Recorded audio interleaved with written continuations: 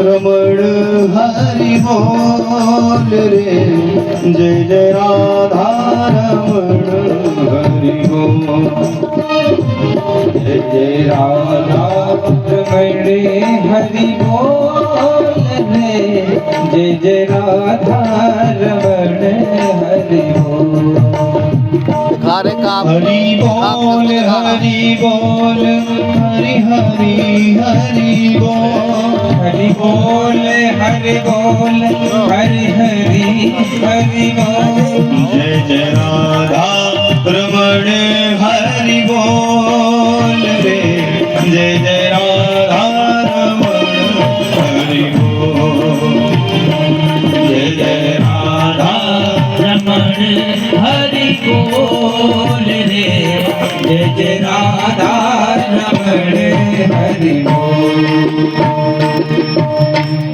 बोले गोविंद भगवान की जय। पत्नी स्त्री की आसक्ति में पुरंजन के प्राण निकल रहे हैं। भय नाम के सैनिक ने वध किया और अपनी मरते समय अपनी मृत्यु के अवसर पर भी अपनी स्त्री को याद कर रहा है। तो अंतेमति सागति, अंतिम समय में जिसका विचार करते हुए जाइएगा ना साहब, अगले जन्म में वही बन के आने की संभावना अधिक है। इसीलिए कहा जाता है कि अंतिम अवसर जब आवे, प्राण निकले, तो उस समय भगवान का नाम अगर जिह्वा पर आ जाए तो निश्चित मान के चलो कि मुक्ति मिलेगी। राम का नाम लेकर जो मर जाएंगे, वो अमर नाम दुनिया में कर जाएंगे। ये ना पूछो कि मरकर किधर जाएंगे, वो जिधर भेज देंगे उधर जाएंगे। राम का नाम लेकर मर जाएंगे। राम जी का नाम अगर मुख से निकल रहा है, प्रभु का नाम निकल रहा है, तो समझ लो प्रभु मिल गए। तो मगर प्रसाद बांटे। पुरंजन जब जा रहा है तो स्त्री आसक्ति में पत्नी को याद करते हुए जा रहा है, भार्य स्त्री स्त्री करते हुए जा रहा है। तो अगले जन्म में क्या बना? स्वयं स्त्री बन गया। जन्म हुआ ये बैठा रहे विदर्भ राज की कन्या के यहाँ पर राजकुमारी के रूप में पैदा हुआ। वो बैठ जा, वो बैठ जा, चल खड़े पिछले जन्म में था पुरंजन, इस जन्म में बन गया पुरंजनी। खड़े होना जा। जब बड़ी हुई है पुरंजनी तो इसका विवाह हुआ है छोड़िए महाराज मलेध्वज के साथ। 100 वर्षों तक संतानोत्पत्ति करने के बाद में पुत्रों को राजगद्दी पर बिठा करके दोनों राजा रानी महाराज मलेध्वज और पुरंजनी पुनः उसी वन में आ गए भगवान का भजन करने के लिए। अब भगवान का भजन करती पुरंजनी पति की सेवा करती है। धीरे धीरे समय व्यतीत हो गया, महाराज मलेध्वज बूढ़े हो गए और उसके चलते महाराज मलेध्वज की एक दिन मृत्यु हो गई। जब महाराज मलेध्वज की मृत्यु हो गई तो पुरंजनी इस वन में अकेली हो गई। तो विचरण करती है वन में, एकांत में अकेले घूमती है। घूमते घूमते एक दिन इस पुरंजनी को उसका वही पुराना पिछले जन्म वाला मित्र मिल गया। पुरंजनी कौन है? पूर्व जन्म का पुरंजन। घूमते घूमते उसको वही पुराना पिछले जन्म वाला मित्र मिला, अभिज्ञात। चर्चा हुई, कहो भाई यहाँ कैसे? बोले क्या कहें साहब, बड़ी लंबी कहानी है। जब आपसे मिले तो कुछ और थे, अब कुछ और है। हा? तो 84 लाख योनियों में कहाँ भगवान उठा करके आपको भेजेंगे, ये आपके कर्मों पर आधारित है ना। महाराज ये पुरंजन और अभिज्ञात कौन है जानते हैं? ये 5 फण का जो सर्प इस महल की रक्षा में लगा है, ये कौन है? ये महल वास्तविकता में क्या है और इस महल की रानी कौन है जानते हैं? समझिए, पुरंजन कोई और नहीं है। हम सब जो जीव यहाँ पर बैठे ना, हम सब ही पुरंजन हैं। जीव ही पुरंजन है। और अविज्ञात नाम का जो मित्र है वो कोई और नहीं, स्वयं साक्षात ईश्वर है, परमात्मा है। वन में भ्रमण करते हुए पुरंजन को 10 दरवाजों वाला महल दिखाई पड़ा। बड़ा सुंदर सुरम्य महल है।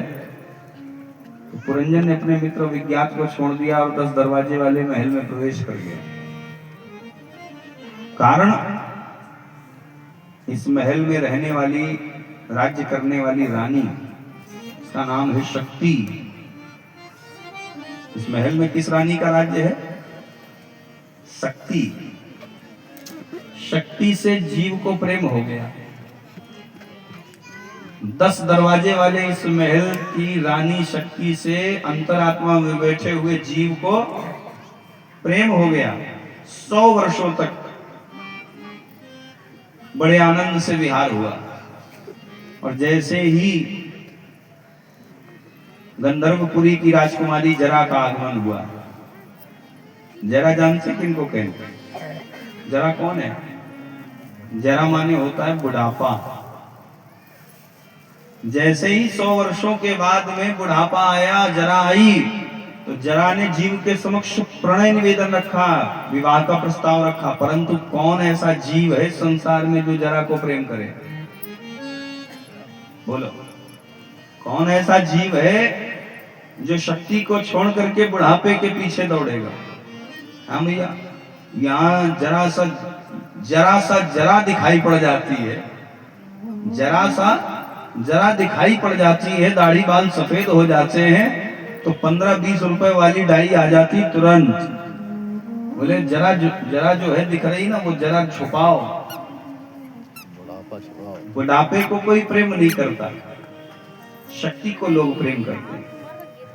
अब जरा ने प्रणय निवेदन रखा, जीव ने अस्वीकार कर दिया, ना भैया, हम तो अपनी रानी को ही प्रेम करते हैं ना, शक्ति को। तो जाके अपने पिता को बताया, महाराज चंडवेग को। पिताजी ने 365 सैनिकों की बृहद टोली भेज दी।